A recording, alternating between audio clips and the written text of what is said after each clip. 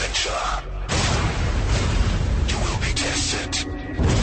This is the Truth Frequency Radio Network.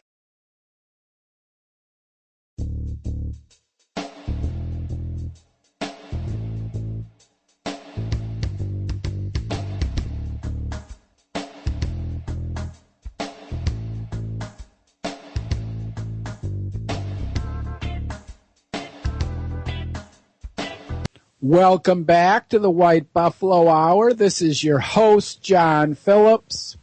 We have been discussing mind war and the tragedy in Newtown, Connecticut. In this discussion today, I hope to lay the foundation for understanding the series of school shootings that happened, 68 mass school shootings in total, and I began by discussing again a book that I encourage all my listeners to read, Norbert Wiener's book, The Human Use of Human Beings. And in that book, he discusses the difference between what he calls an Augustinian devil and a Manichaean or Machiavellian devil, and that the Augustinian devil can really be understood in relationship to Newton's second principle of thermodynamics, that things tend to a state of chaos or entropy. As we all know, for instance, we do grow old and there's not much control over that.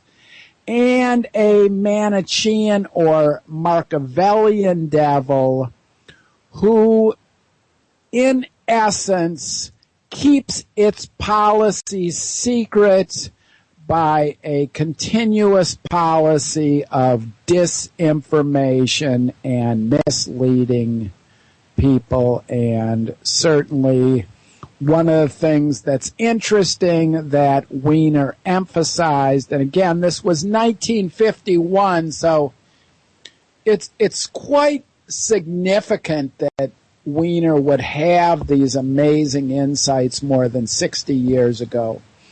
And Wiener saw the greater battle ahead with the Manichaean or the Machiavellian devil, who would use any means to achieve victory in battle. And his main weapon was confusion and disinformation.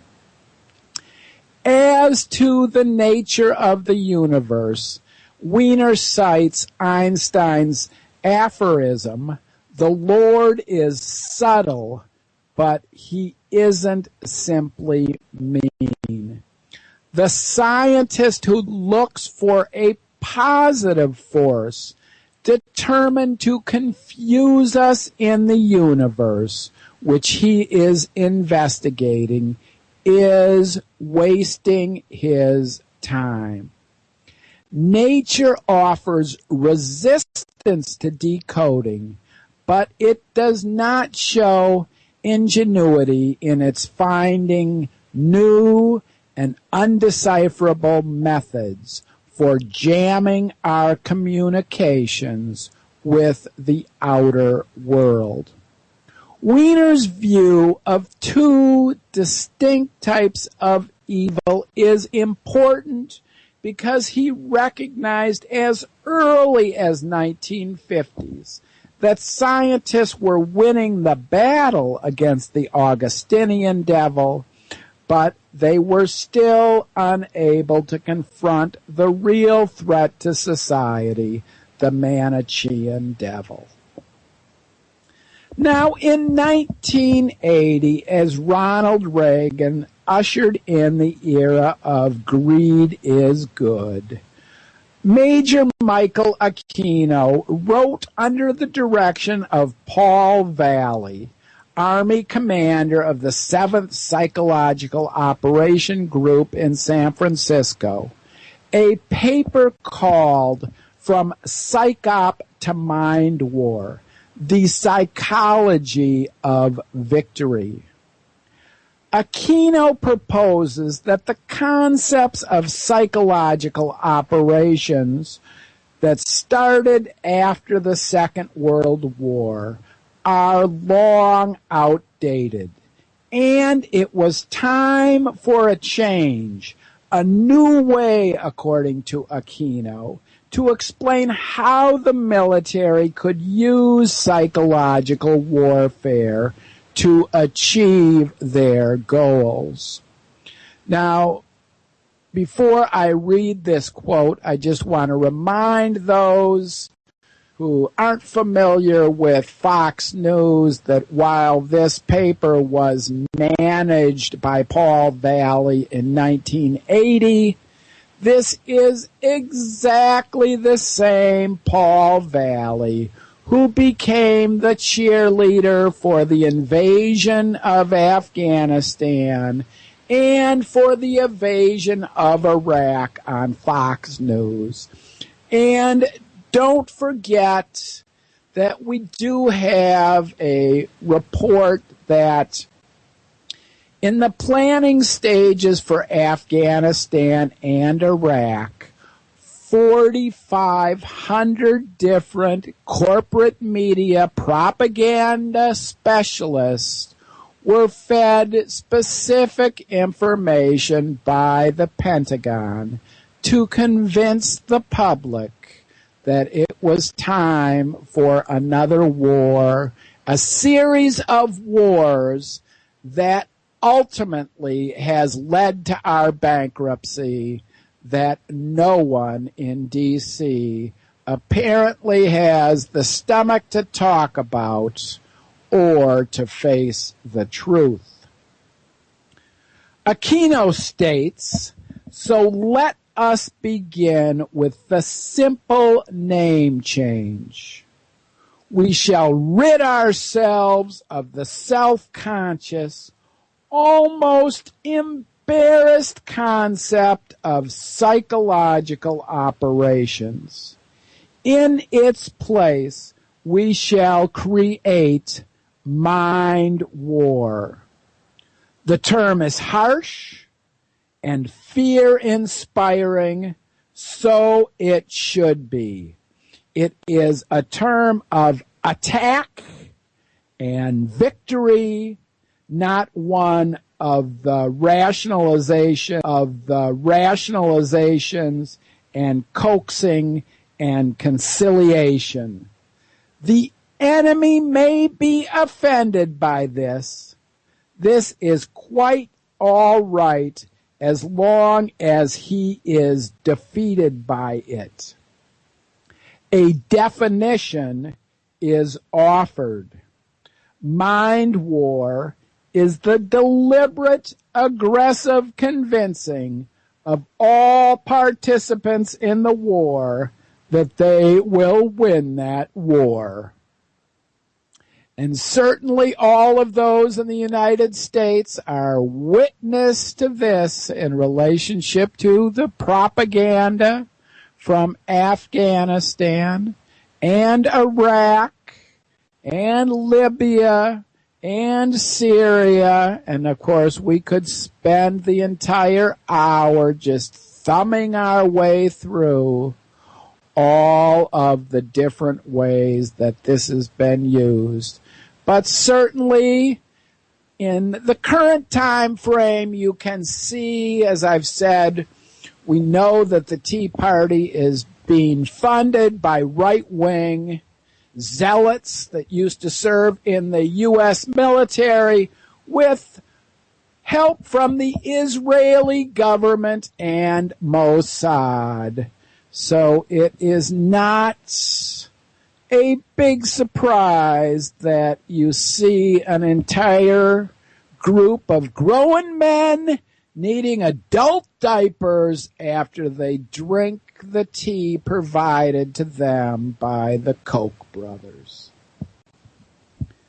Now, I would like to suggest today that the tragedy in Newtown is the direct result of the psychological operations that were put in place by military planners to change Americans' culture to accept the idea that war, any war supported by our military, was a benefit to our country, and to condition the American public that violence with a purpose is not only necessary, but the preferred way to create peace.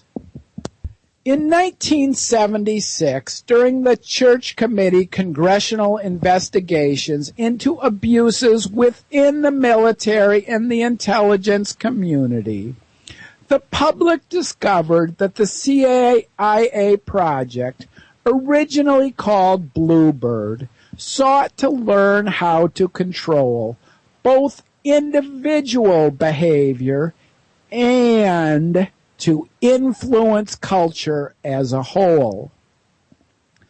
The story of the creation of a Manchurian Candidate, and of course we've all seen the movie by the same title, whose behavior could be controlled, was the ultimate goal of this research. Scientists associated with the project admitted that they had succeeded in their goals by the mid-1950s. And all government agencies were ordered to stop this research on individuals who had sometimes become unwitting victims in a research program that violated all the provisions for human research laid out at the Nuremberg trial. Those of you who have kept current with this research know that there are many in the corporate elite who have violated these same Nuremberg principles. And may God be with you when the public gets a hold of you and understands this whole story. CIA director at the time, William Colby, had ordered the destruction of many of the documents related to this research. And unfortunately, the church committee really only got a small glimpse of the program that victimized tens of thousands of individuals under the cover of scientific research. More importantly, however, the church committee failed because it chose not to reveal to the public any information concerning the CIA's agency's attempt to influence American culture. The program called Mockingbird, many of us are familiar with. To control the public discourse, the CIA felt it needed to control and manipulate culture so they could accomplish their goals both at home and abroad. All the agencies involved in this research, all the scientists involved in this research were and still are in violation of the Nuremberg Treaty. And while the military and intelligence community told congressional committees that all research in this area had been stopped, there is irrefutable evidence that both the program to control individuals' behavior and the culture at large have continued. At the heart of this research lays the Machiavellian devil. And until we as a society decide to seize the power of communications away from the devil, these tragedies, like the Navy Yard tragedy, the Aurora, Colorado tragedy, the Newtown tragedy, these tragedies will continue.